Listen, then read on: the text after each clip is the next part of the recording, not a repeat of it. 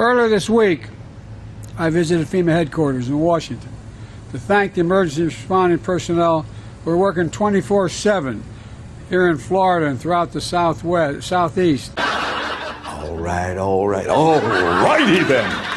Just look around the nation and the world for that matter. Historic floods, intense droughts, extreme heat, deadly wildfires, wildfires that have caused serious damage. What a kind directorial note. Well, yeah.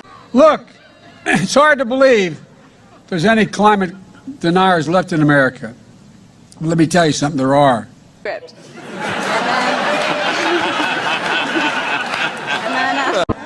You all see what's happening.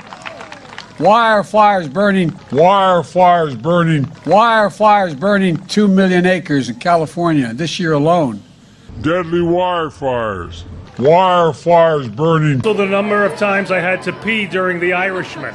Yeah, he's gone. And you hold.